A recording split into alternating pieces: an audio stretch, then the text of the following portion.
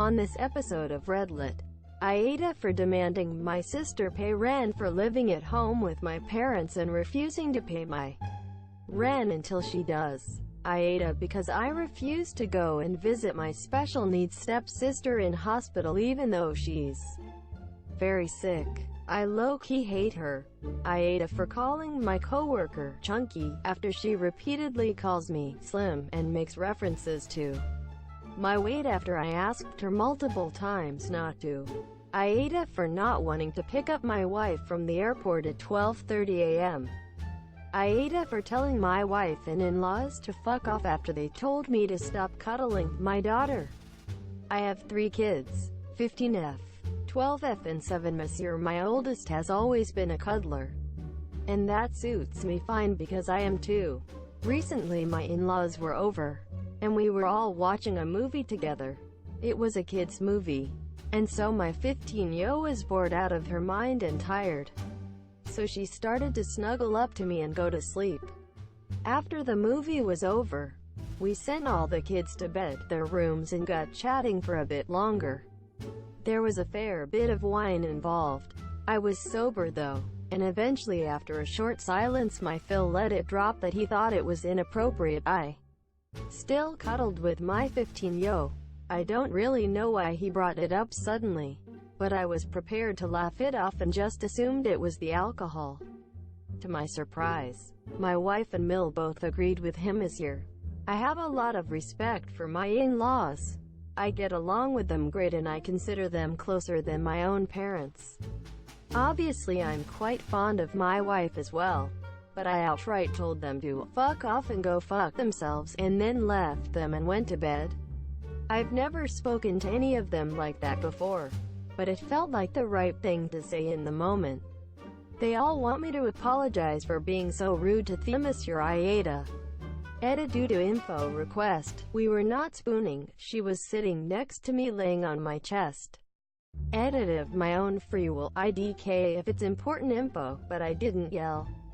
AmItheA for not telling my wife that I picked her daughter up drunk from a house party. I'm going to try to keep this short and simple. I always tell my daughter and my stepdaughter if they're ever in a situation that they need to get out of, just call me and I'll drop whatever I'm doing and I will pick them up, no questions asked, no judgments made. I let them know that I used to be a teenager once before. I told them everyone is entitled to make bad decisions every now and then. We're only human and it's a part of life. Last weekend I got a call from my stepdaughter, 17. She told me she snuck out of the house and went to a party and had too much to drink. She was scared of passing out at the party because there was people there she didn't know. I got there just in time. She was so drunk she couldn't even walk. I had to pick her up and carry her to the car. I told her I was disappointed that she snuck out, but I also told her I was glad she made the right choice. The safe choice to have me pick her up. I haven't told my wife about it, because I don't want to violate the deal I made with her. I want her to know that she can trust me. I just hope I'm making the right choice. AmItheA for pointing out to my friends that they are not famous. My friends are dating. They're also actors who have had small roles on a few TV shows. I'm talking 2 lines or less. I say this not to be a hater. I truly am rooting for them, but to give you a scope of their reach. Neither of them have a following in real life or on social media. They've got under 1,500 followers combined. Anyway, last week, I posted a group picture on Instagram of people celebrating a friend's birthday. Everyone in the photo has got their arms around each other's shoulders. Very platonic. Anyway, yesterday in a group chat between the 3 of us they asked me to take the photo down, because they don't want the public to know they're dating. I would consider it if they look bad, too sloppy, drunk, etc. But they don't. Also, everyone has their arms around each other, not just them this year. Anyway, I asked what they meant, and they said they didn't want to end up in gossip rags. I pointed out that they are not famous and that they don't even have functioning IMDb pages. They were livid and called me a bunch of names. I think they're delusional, but they've been texting me demanding it and even sent me screenshots of them reporting it. Nothing has happened. At this point, I don't even want to be their friend. However, and probably because I'm an asshole, I don't want to delete it based solely on principle. AmItheA for being visibly shocked, dumbfounded that my GF 21 American could not point out Florida on a map. While sitting next to my girlfriend on a plane, I was bored as fuck and looking at the maps that are found in the back of the airline magazines. A conversation led to her revealing that she did not know where Florida was on the map. Keep in mind she had graduated a private high school and is currently going into her senior year of college. Conversation progressed further into me finding out she could not point out Australia either. I was visibly astonished at this revelation and essentially said, "Are you kidding?" She immediately got defensive, calling me an asshole for making her feel stupid. I do feel bad for making her feel stupid, although I feel as if my reaction to her not being educated on such elementary shit was warranted, and may even be a wake-up call for her to learn some basic geography. AmItheA for refusing to pay back my cousin after my baby ruined her blouse. Hi all.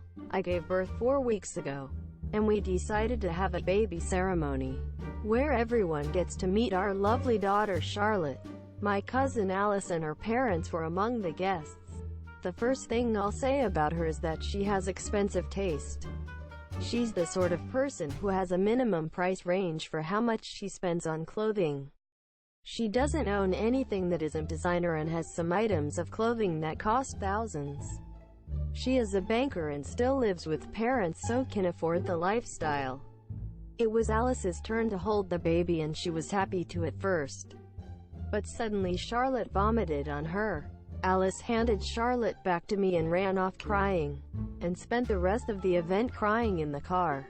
I went to see her to apologize, but she didn't want to hear any of it. My mom gave her one of her shirts which was too big for her and she felt completely upset and humiliated. Today I got a call from my mom, saying that she'd been on the phone to her sister, Alice's mom, saying that they want me to reimburse the cost of the blouse, roughly £1,800, since it was completely ruined. I have said no. At the end of the day, we all know what babies can be like. She took a risk wearing something so expensive knowing a baby was nearby, and unfortunately it backfired. I feel bad for her, but it was not my fault. Am I doing the right thing by refusing to pay up? AmItheA for pretending to be an appletarian, eating only apple-derived foods, drinks, for 3 weeks as a prank, causing my friends to have an intervention for me. I got the idea a few weeks ago to prank my friends by pretending to be an appletarian, meaning somebody who only eats food products that are derived from apples and would only drink apple juice or apple cider. I told them all that I had read on the internet that eating only apples was the healthiest thing for you. When I first told them, they thought I was joking, but they underestimated how committed I would be to a joke. So, whenever in the presence of one of my friends, or friend of friends, co-workers, etc. who knew them, I was very careful to only be seen eating apples or drinking apple juice, cider, apples whole, apples diced, applesauce, the inside of an apple pie, baked apples, candy apples with the chocolate shaved off, etc. Finally, after about a week, they bought that I had become an appletarian. They started giving me information about how unhealthy it was to only eat apples, and growing increasingly exasperated by it. Some of them even got angry, but I wanted to stick with the joke. Finally, after the end of 3 weeks, I walked into what I was told was a movie night but was actually an intervention for me. They were all super concerned about my well-being and had all sorts of information or whatever. Finally, I started laughing hysterically. They were confused as hell, so I told them I had been faking it the whole time and had been eating real meals outside their knowledge. I even took out some beef jerky from my pant pocket to prove it and munched it. I thought they'd appreciate the joke, but they were actually really annoyed. My girlfriend even broke up with me over this because a few days ago I had ruined our date night. When I told the waiter I only wanted apples because I was an appletarian and had embarrassed her for a dumb joke. In my opinion, the joke was solid and they should appreciate my commitment to the prank. But did I go too far? AmItheA for ignoring a coworker who refused to use my actual name? I've worked at my office for 8 years. I'm on good terms with management and most of my coworkers. 5 months ago, a new guy was hired on a 6-month probationary period. I'm not his supervisor, but I'm definitely a senior employee. I'll call the guy Ted Faro, because he's a dick. Supervisor was going around introducing Ted to people, and when he got to me said, "This is John," and described my job. Ted: "Hi, Jack. Me, it's John." Ted: "What?" Quote: "Me, my name's John, not Jack." Ted: "It's close enough for me." Supervisor: "His name's John, not Jack. Let's move on." This continued for a few months, despite reminders from supervisors. When he referred to me when I wasn't present, and myself, he continued to use the name Jack. I finally told him, "You either use my name, or I ignore you completely, no matter what the situation is." His response was, "Sure thing, Jackie boy." Since I don't work directly with him, I figured, screw it, and that I'd ignore him easier. Recently he had a 2-day business trip that required car rental. I work late some nights, and Ted came to me and says, "Hey, Jack, I'll be dropping the rental car off at 7 when I get back. See you there for a lift back to the office." Quote: "They closed at 6 and there's a drop box." As promised, I ignored him easier. 7:15 rolls around on the night he's dropping off and I get a call. I recognize his number, so I ignored it. He called 7 more times, then starts emailing. The first one was along the lines of, "Jack, I'm at Enterprise. Come pick me up." Emails pour in every 5 to 10 minutes, addressing me as Jack, Jacko, Jackie, and Jackie boy. The emails also started being laced with profanity and a couple threats. I signed out and went home. It was raining hard. Next morning, I saw that Ted had sent a few more emails. I printed them off. At 10 a.m., he storms up to my desk and screams, "Where the F-bomb were you? I told you when to pick me up. I had to take a cab. Do you know how much that cost me?" Quote: "He goes on like that for a bit until his supervisor came and hauled him away and asked to speak to me."